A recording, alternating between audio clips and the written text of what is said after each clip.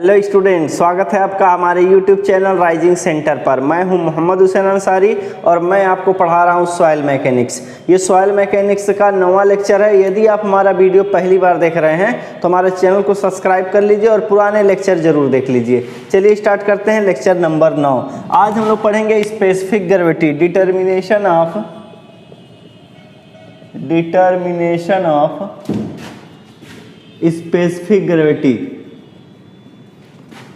Specific gravity of soil. तो केवल हम प्रैक्टिकल का नाम लिखेंगे, जो मेथड है केवल उनका हम नाम लिखेंगे, हम लोग करके नहीं देखेंगे, ठीक है ना। तो पहला जो मेथड है उसके बारे में बात कर लेते हैं। पहला हमारा है डेंसिटी बॉटल मेथड, पहला हो गया हमारा। दूसरा हमारा है पिकनोमीटर मेथड,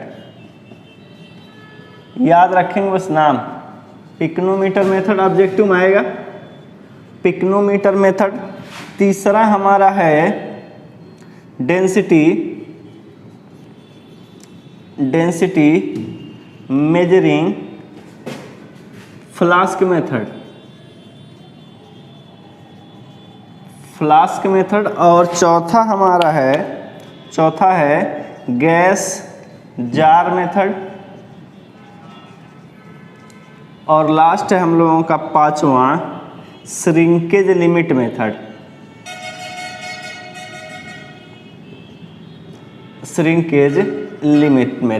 ऑब्जेक्टिव के लिए याद रखेंगे कि सॉइल की जो स्पेसिफिक ग्रेविटी जी होती है वो कैसे निकाली जाती है, ठीक है। कहेगा कौन सा मेथड यूज किया जाता है, ऑप्शन दिया जाएगा कि density bottle method, option B दिया जाएगा पिकनोमीटर मेथड, ऑप्शन सी दिया जाएगा डेंसिटी मेजरिंग फ्लास्क मेथड, और ऑप्शन डी कहेगा इनमें से सारे सही हैं। तो अगर आप इनका नाम याद रखेंगे तभी जा करके ऐसे प्रश्नों का उत्तर दे पाएंगे, ठीक है ना। तो लास्ट वाला जो है हमारा वो है हमारा श्रिंकेज लिमिट मेथड। कैसे निकालेंगे, देखिए आपको श्रिंकेज लिमिट दिया रहेगा,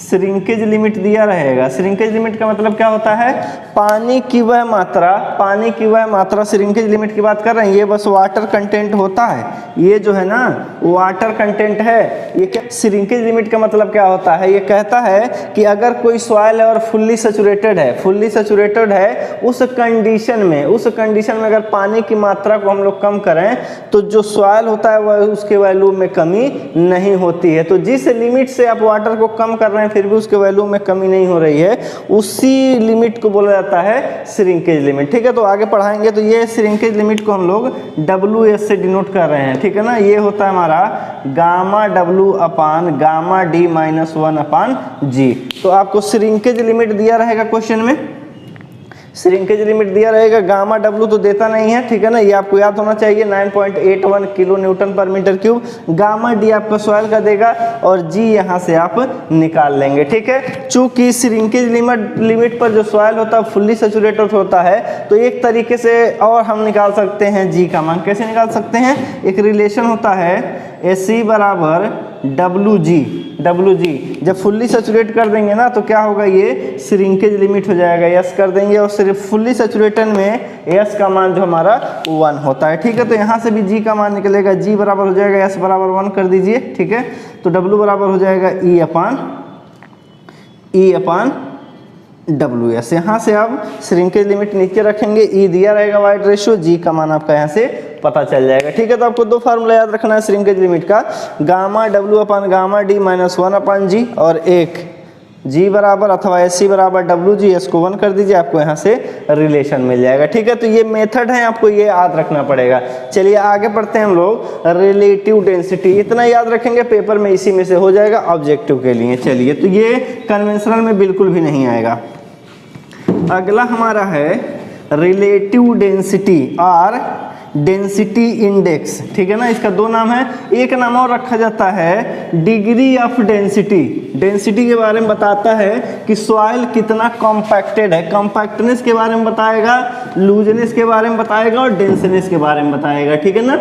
उसी के बारे में हम लोग बात करते हैं, ठीक है। तो अगला टॉपिक है हम लोगों का रिलेटिव डेंसिटी,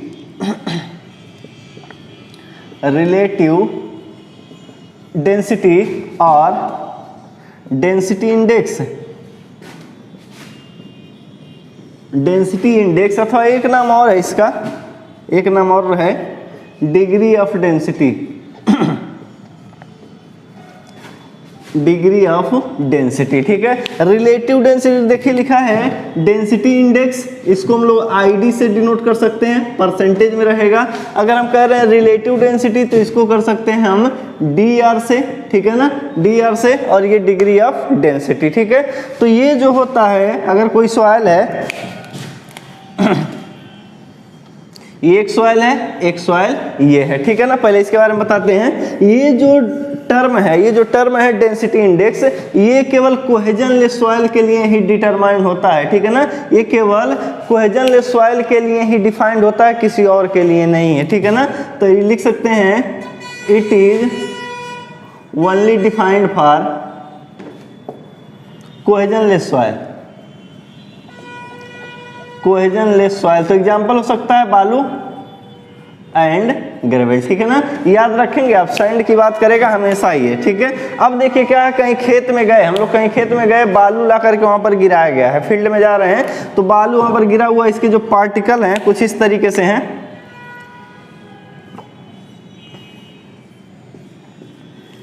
ठीक है। इसमें बहुत ज्यादा हमको गैप दिख रहा है, ठीक है ना, ये लूज है, बिल्कुल ये ढीला है, ठीक है ना, ये ढीली चीज है। अब क्या कर रहे हैं, इसी पर रोलर चला दे रहे हैं। जैसे रोलर चला रहे हैं वैसे क्या हो रहा है, इसके पार्टिकल जो हैं वो नजदीक आ जा रहे हैं। देखिए वैल्यू हम थोड़ा सा कम कर दिए, पार्टिकल नजदीक आ गए, ठीक है ना। तो ये हो गया हमारा डेंस, डेंस हो गया। ये जो सॉइल है डेंस है और ये लूज है। इसी प्रॉपर्टी के सॉइल के, कोहेजनलेस सॉइल के डेंसनेस और लूजनेस के बारे में बताता है ये रिलेटिव डेंसिटी। अगर आईडी का मान ज्यादा है तो वो जो सॉइल होगा, जो सैंड होगा, कोहेजनलेस सॉइल होगा, वो डेंस होगा, ठीक है ना, एज कंपेयर टू लूज वाले के। अगर इसका मान 0 आ गया तो बिल्कुल ये लूजेस्ट स्टेट में रहेगा, इसके पार्टिकल दूर दूर रहेंगे, ठीक है ना। यानी बियरिंग कैपेसिटी, जब ये आईडी का मान बढ़ेगा तो बियरिंग कैपेसिटी इसकी बढ़ने लगती है, इसमें वाइड रेशियो जो होता है हमारा घटने लगता है, और ड्राई डेंसिटी इसकी बढ़ने लगती है। अगर आईडी का मान बढ़ेगा तो उसका क्या मतलब है, इसका ड्राई डेंसिटी बढ़ रहा है, ठीक है ना। तो ये जो आईडी है वो इसके रिलेटिव कॉम्पैक्टनेस को भी बताता है, रिलेटिव कॉम्पैक्टनेस, कॉम्पैक्टनेस को भी बताता है। कॉम्पैक्टनेस का मतलब यही है कि पुराने वाले की तुलना में इसको कितना कॉम्पैक्ट किया गया है, ठीक है ना। तो डिफिनेशन सिंपल सा यही है कि ये जो आईडी है एक्सपेरिमेंटली ये निकाला जाता है, ये प्रैक्टिकल करके ही निकाला जाता है, ऐसे कुछ नहीं, थ्योरेटिकल ये नहीं है, प्रैक्टिकली इसकी वैल्यू निकाली जाती है, ठीक है। और ये क्या बताएगा, कोहेजनलेस सॉइल के डेंसनेस और लूजनेस के बारे में बताएगा, यानी कि इसके रिलेटिव कॉम्पैक्शन के बारे में बताएगा, ठीक है ना, कि कितना ज्यादा ये घना है। तो ये इसकी बात हो गई। अगर एक फार्मूले की बात करें, लैब में जो यूज किया जाता है फार्मूला, उसी की हम लोग बात कर रहे हैं, तो इसको हम लोग क्या कर सकते हैं, एक फार्मूले से निकाल सकते हैं, ठीक है ना। एक फार्मूला है, उसी का यूज करना है आपको, न्यूमेरिकल आएगा अगर पेपर में तो आप सॉल्व कर लेंगे, ठीक है ना। तो ये जो चीज है वो एक्सपेरिमेंट द्वारा निकाला जा सकता है, तो इसको हम लोग लिख सकते हैं it is determined by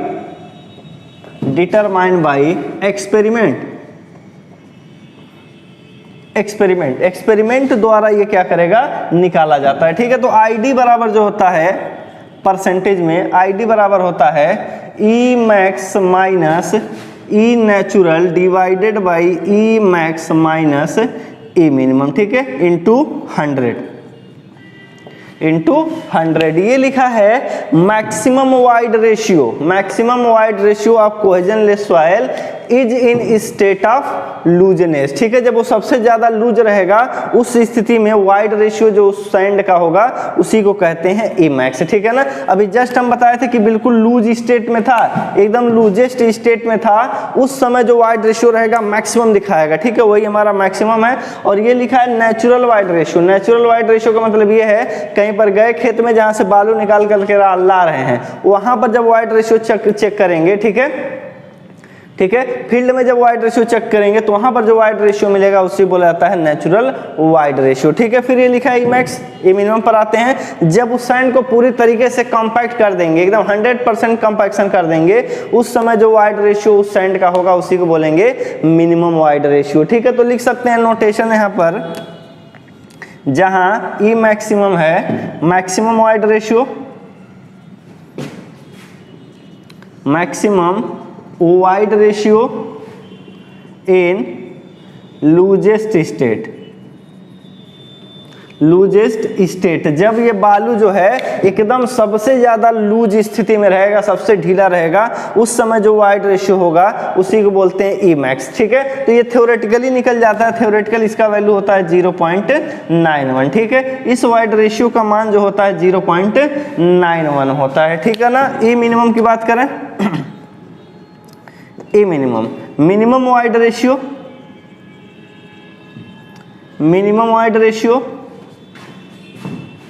in densest state, जब ये सैंड एकदम रोलर चला करके अथवा लैब में ला करके रैमर से पीट पीट करके एकदम बैठा दिया गया है, सबसे ज्यादा डेंस कर दिया गया है, उस स्थिति में जो वाइड रेशियो होगा उसे बोलेंगे ई मिनिमम, ठीक है ना। थ्योरेटिकली इसका जो मान होता है वो 0.35 होता है, ठीक है। तो ई मैक्स होता है 0.91, अगर पेपर में नहीं दिया हुआ क्वेश्चन में तो आप 0.91 यूज कर लेंगे, थ्योरेटिकल होता है, और ई मिनिमम होता है 0.35, ठीक है ना। ई एन का जो मतलब है वो बता देते हैं, ई एन का मतलब है natural void ratio, natural void ratio, ठीक है ना। आप क्या करेंगे, फील्ड में जाएंगे, जब फील्ड में जाएंगे जिस दशा में बालू मौजूद रहेगा उस समय जो उसका वाइड रेशियो रहेगा उसी को बोलेंगे नेचुरल वाइड रेशियो, ठीक है ना। तो ये यहाँ पर नोटेशन है। अब इसके रेंज की बात करते हैं। अगर रेंज की बात किया जाए तब देखिए पेपर में आपका रेंज पूछा जाएगा, ठीक है ना। तो रेंज की अगर बात करें तब हम क्या कर रहे हैं, देखिए दो स्थिति आपको बता रहे हैं, ठीक है ना, दो स्थिति आपको बता रहे हैं। एक हमारा सॉइल देखिए यहाँ पर है, एक सॉइल ये है, ठीक है ना। ये क्या, इसके पार्टिकल बहुत दूर दूर है,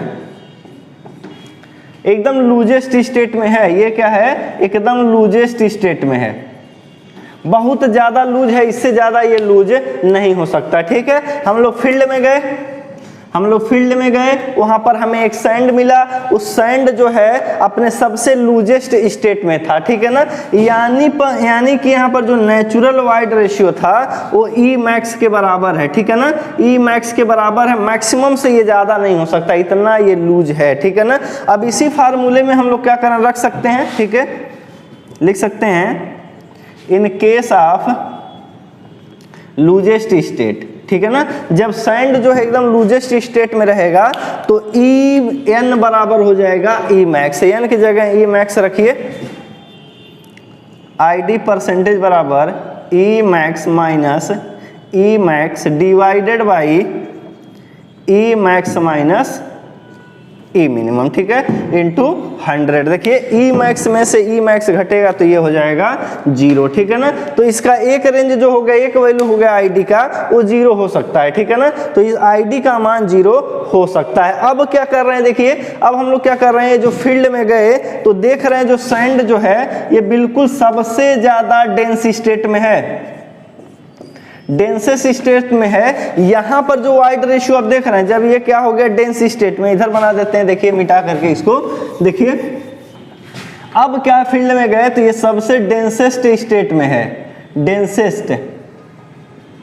अब डेंसेस्ट स्टेट में है तो इसका जो वाइड रेशियो होगा, नेचुरल वाइड रेशियो जो होगा इसका, वो तो ई मिनिमम के बराबर होगा, मिनिमम से तो कम हो नहीं सकता, तो ई मिनिमम, ठीक है ना। अब क्या करें, अगर देखिए ई मिनिमम की जगह हम लोग क्या करें, ई नेचुरल रख दें। देखिए ई मिनिमम बराबर ई नेचुरल यहाँ रखेंगे, ऊपर भी लिखा है e max minus e natural, नीचे भी लिखा है e max minus e minimum की जगह नेचुरल रखिए, ये दोनों कट जाएंगे, आ जाएगा 100, ठीक है ना। अगर इस स्टेट में आए तो आईडी का मान जो हो जाएगा वो हो जाएगा आपका 100%, ठीक है ना। तो आईडी का मान 0 से लेकर के 100% होता है, 0 भी होगा और 100%। तो इसका अगर रेंज लिख दें तब ये फार्मूला आपको याद रखना पड़ेगा, ठीक है ना। फार्मूला जरूर याद रखें, और जो ये स्थिति हम बताएं वैसे आप देखेंगे तो आसानी से याद रहेगा, ठीक है ना। तो अगर रेंज की बात करें हम तब, तो इसका जो रेंज हो गया ये ऑब्जेक्टिव सवाल है, ठीक है ना। आईडी का मान जो है परसेंटेज में लिख दे रहे हैं, वो क्या हो सकता है, 0 के बराबर हो सकता है और 0 से बड़ा, ठीक है।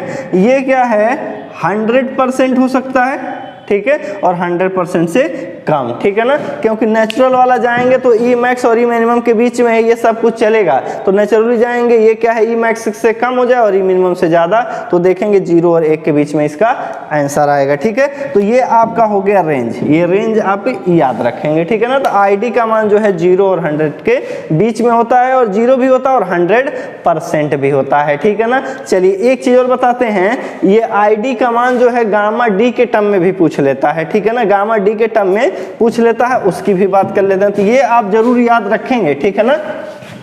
देख लीजिए रेंज हम कैसे निकाले हैं, आप ध्यान से थोड़ा देखिए, ठीक है, तब जाकर के ये आपको आ जाएगा समझ में, आपको याद करने की जरूरत नहीं पड़ेगी, बिल्कुल आसान है ये, ऐसा नहीं कि रटा जाए, रटने की जरूरत बिल्कुल भी नहीं है, ठीक है ना। तो चलिए इसको थोड़ा सा चेंज करते हैं हम लोग, गामा डी के टर्म में, गामा डी के टर्म में ये आता है, ऑब्जेक्टिव सवाल आएगा, कहेगा डायरेक्ट बताइए, ये वाला सबको पता है। तो हम लोग जानते हैं आईडी बराबर परसेंटेज में कर दे रहे हैं e max minus e natural divided by e max minus e minimum, ठीक है ना। ये तो फार्मूला आपको पता है, ये चीज आपको पता है। एक चीज और हम लोग जानते हैं, देखिए एक चीज हम लोग जानते हैं, गामा डी बराबर होता है जी गामा डब्लू 1 प्लस ई, ये चीज तो हम लोग जानते हैं, ठीक है ना, फार्मूला हमको पता है, गामा डी बराबर 1 प्लस ई को इधर भेज दे रहे हैं, जी गामा डब्लू अपान गामा डी, ठीक है। बाकी को हम समझ ले रहे हैं कांस्टेंट है, केवल ई और गामा डी को देख रहे हैं, देखिए ई यहां से दिख रहा है inversely proportional to gamma D, ये साफ साफ दिख रहा है, ठीक है ना। अगर ज्यादा ड्राई डेंसिटी होता है, डेंसिटी बहुत ज्यादा रहेगा तो ई का मान तो अपने आप से कम हो जाएगा, ठीक है, इनवर्सली प्रोपोर्शनल होते हैं, ठीक है। तो हम लोग क्या लिख सकते हैं, अगर लिख दें ई नेचुरल तो लिखना पड़ेगा 1 अपान गामा डी नेचुरल, ठीक है। अगर हमें लिखना है ई मैक्स, ई मैक्सिमम तभी होगा जब गामा डी आपका मिनिमम होगा, तो लिख सकते हैं 1 अपान गामा डी मिनिमम।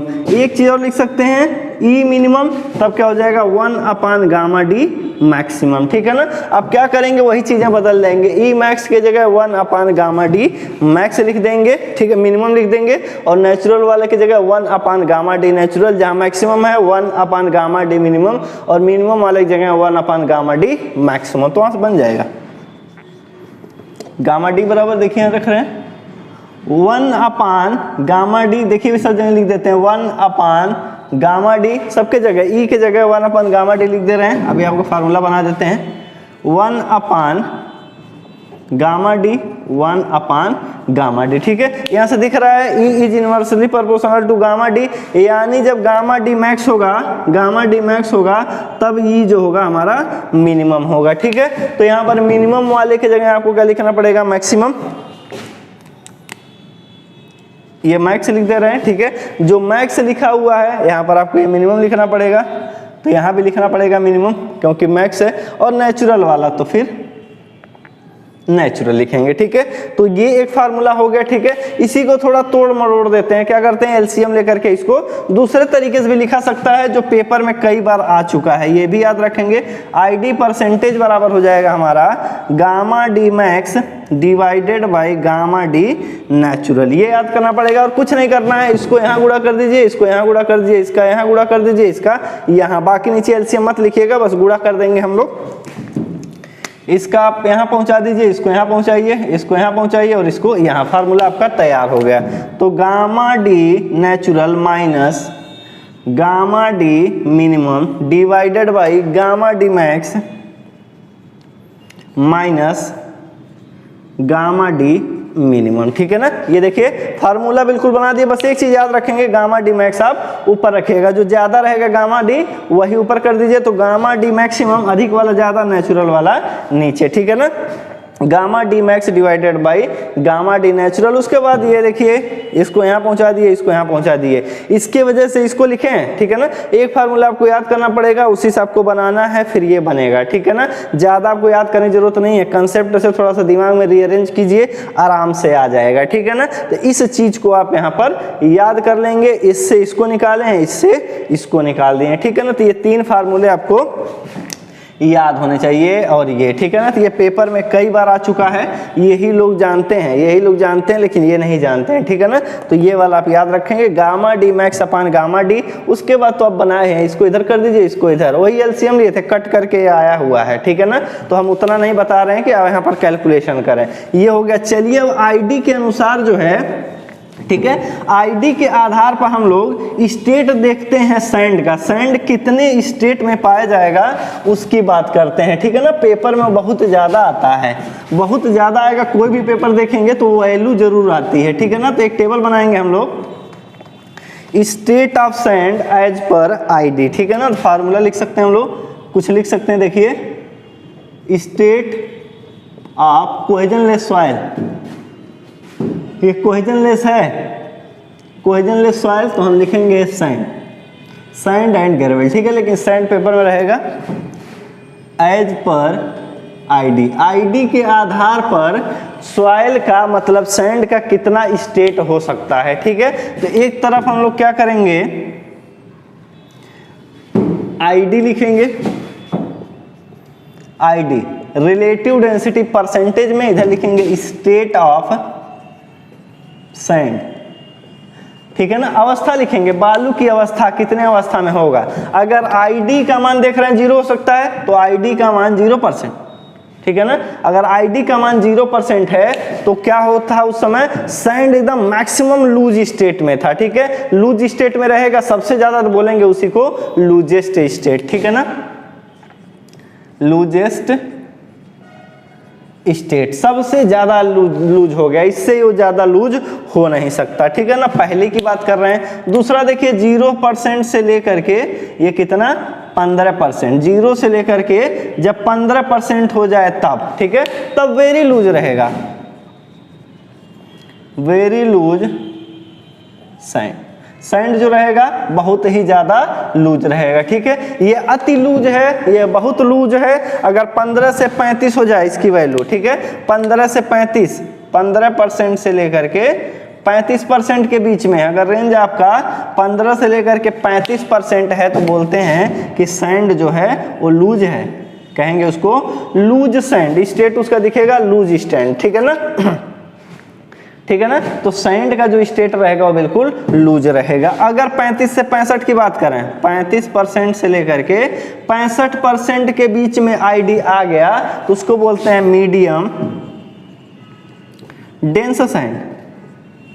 जो ये बालू होगा ना वो मीडियम डेंस रहेगा, डेंस मतलब घना होने लगा, उसकी पैकिंग जो है और बढ़िया से हो रही है, ठीक है ना। आईडी जो है वो पैकिंग के बारे में बताता है, सैंड की पैकिंग कैसी है, ज्यादा पैक्ड है, बहुत क्लोज पार्टिकल है अथवा दूर है। आईडी का मान 0 आ रहा है तो उसकी जो पैकिंग हो गई है बहुत लूज है, पार्टिकल बहुत दूर है। आईडी का मान 100% है तो बहुत ज्यादा एकदम डेंस हो गए हैं सब, ठीक है ना, सारे पार्टिकल मैक्सिमम नजदीक है। 65 से लेकर के 65% से लेकर के 85% हो अगर आईडी का मान, तो उस समय जो सैंड होता है उस सैंड को कहा जाता है डेंस सैंड, डेंस सैंड कहा जाता है जब 65 से लेकर के 85% हो, ठीक है ना, 85%, ठीक है। अब देखिए अगर 85% से लेकर के 100% तक हो, ठीक है ना, इस रेंज में चलता है, एकदम डायरेक्ट 85 नहीं, ठीक है। 86 से लेकर के लगभग 99.99 तक, ठीक है ना। तो 85% से लेकर के अगर आईडी का मान 100% है तो कहते हैं इसको वेरी डेंस सैंड, ठीक है ना, इसको कहेंगे वेरी डेंस सैंड। और जो अगर हमारा 100% है, अगर आईडी का मान सीधा 100% हो गया तो इसको कहते हैं डेंसेस्ट सैंड, ठीक है ना। या अगर हमारा आईडी का मान रिलेटिव डेंसिटी जो है 0.95 है, 0.95 का मतलब परसेंटेज में हटा दिए हैं तो इस रेंज में आ रहा है, ठीक है ना, उसी को बोलते हैं डेंस सॉइल। तो बस आपको लिखना रहेगा compacted dense sand, compacted dense sand, ठीक है ना। कॉम्पैक्टेड डेंस सैंड रहेगा, उसका आईडी होता है हमारा 0.95। तो ये ऑब्जेक्टिव में आपको याद रखना है, तो आप इसी पर थोड़ा सा ध्यान दीजिएगा, ठीक है ना। तो अगला टॉपिक है हमारा relative compactness.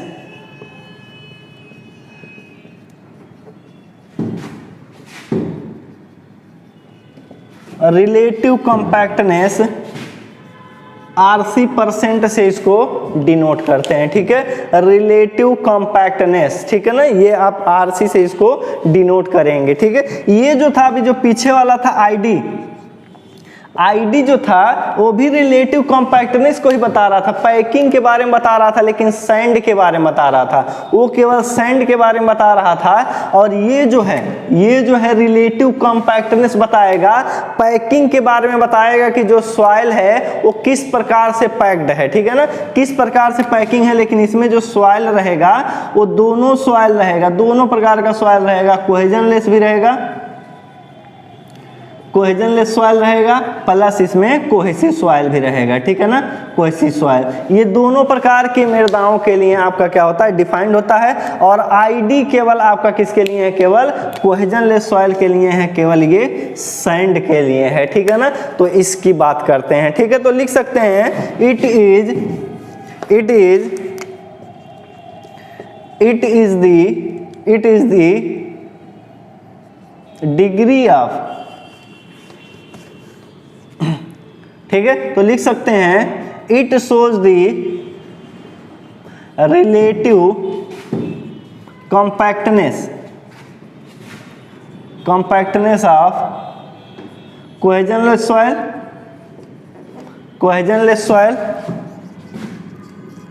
As well as cohesive soil, ठीक है, दोनों के लिए ये करता है। अगर इसके फार्मूले की बात करें तब, ठीक है, तब इसकी रेंज देखेंगे। इसका अगर फार्मूला देखें, रिलेशन देखें, relation between ID relative density and relative compactness, इन दोनों के बीच में संबंध होता है, ठीक है ना। तो इन दोनों के बीच की संबंध की अगर हम बात करें तब, तो ये होगा हमारा RC बराबर, परसेंटेज में RC बराबर होगा 80% प्लस 0.2 ID%, ठीक है ना। ये रिलेशन आपको याद रखना पड़ेगा। देखिए RC परसेंट बराबर 80%, परसेंटेज में है परसेंट, प्लस 0.2 ID%, आपको परसेंट में रखना पड़ेगा, ठीक है ना। अगर हम बात कर लें इसके रेंज की, अगर आप इसके रेंज की बात कर रहे हैं, रिलेटिव कॉम्पैक्टनेस के रेंज की बात करें, तो बहुत आसानी से इसके रेंज को आप पकड़ सकते हैं, ठीक है ना। तो कैसे देखेंगे हम लोग, अगर हमारा जो सॉइल है लूजेस्ट स्टेट में है, ठीक है ना, फॉर लूजेस्ट सैंड, ठीक है ना, मान लीजिए सैंड है, फॉर लूजेस्ट सैंड, अगर सैंड हमारा एकदम लूज है तो उस दशा में आईडी का मान जो होता है वो कितना होता है, 0% होता है, ठीक है। इसमें 0 रखिए, जैसे यहाँ 0 रखेंगे ये वाला टर्म आपका 0 हो जाएगा, ये आ जाएगा 80%, तो 80 RC हो जाएगा हमारा 80%, ठीक है। अगर सॉइल फॉर डेंसेस्ट सैंड, अगर सैंड जो है बहुत ही ज्यादा ये घना है, उस केस में आईडी का मान अगर देखेंगे तो वो होता है आपका 100%, ठीक है ना, वो होगा हमारा 100%, ठीक है। तो अगर 100% होगा तो यहाँ पर रख सकते हैं हम लोग, यहाँ पर 100%, तो RC बराबर आपका हो जाएगा यहाँ पर 80 प्लस 0.2 इंटू 100, ठीक है। जैसे 100 करेंगे तो ये 20%, ये 80%, ये हो जाएगा आपका 100%, ठीक है। इस तरीके से RC का मान अगर देखेंगे, जो रेंज देखेंगे वो 80% से लेकर के 100% होगा, ठीक है। तो RC के अगर रेंज की बात करना तो ये हो जाएगा RC% बराबर 80% होगा, 80% से ज्यादा भी होगा, लेस आर इक्वल टू 100%, ठीक है ना। ये 80 से लेकर के 100% पाया जाता है, ठीक है ना। तो ये रेंज आप याद रखेंगे, ठीक है। एक चीज हम बताना भूल गए, इसका डिफिनेशन, अगर इसकी डिफिनेशन की बात करें तो RC बराबर होता है, डिफिनेशन हम बताना भूल गए, RC बराबर होता है हमारा gamma D natural upon gamma D maximum in lab, ठीक है। रेशियो देखिए मृदा का जो ड्राई डेंसिटी होता है, सॉइल का जो ड्राई डेंसिटी होता है नेचुरल स्टेट में, खेत में जा रहे हैं वहां पर जो उसका ड्राई डेंसिटी है उसको ऊपर रखना है, अनुपात लेना है आपको, रेशियो लेना है, ऊपर रहेगा डिवाइडेड बाय करना है गामा डी मैक्स। उसी सॉइल को लैब में लाएंगे, उसको कूट लेंगे, कूटने के बाद जब वो सबसे ज्यादा कंपैक्ट हो जाएगा उस समय जो ड्राई डेंसिटी रहेगी वो मैक्सिमम रहेगी। इन्हीं दोनों के अनुपात को कहा जाता है रिलेटिव कंपैक्टनेस, ठीक है ना, क्योंकि लैब में ले जाएंगे तो मैक्सिमम दिखा देगा, मैक्सिमम दिखा देगा और नेचुरल वाला थोड़ा सा कम रहेगा, ठीक है। तो आप देखेंगे परसेंटेज में ये वैल्यू कुछ आएगी, 100 से इसमें गुणा कर सकते हैं, 100 में इसका गुणा कर सकते हैं, ठीक है। तो आरसी का डिफिनेशन हो जाएगा मृदा के नेचुरल स्टेट में, सॉइल के नेचुरल स्टेट में ड्राई डेंसिटी तथा उसी सॉइल के मैक्सिमम ड्राई डेंसिटी के रेशियो को रिलेटिव कंपैक्टनेस कहा जाता है, ठीक है। तो ये आपको बताना हम भूल गए थे, सीधा यहां से स्टार्ट कर दिए थे, तो ये चीज आपको याद रखना है। तो आरसी का मान जो होगा 80 और 100 के बीच में होता है, 80 भी होता है, 100 भी होता है, और आईडी का मान 0 से लेकर के 100% होता है, ठीक है। बाकी इनके परसेंटेज के अनुसार क्या करेंगे, सॉइल का आप नाम याद कर लेंगे, ठीक है। चलिए मिलते हैं अगले लेक्चर में। अगला लेक्चर हमारा होगा पार्टिकल साइज डिस्ट्रीब्यूशन।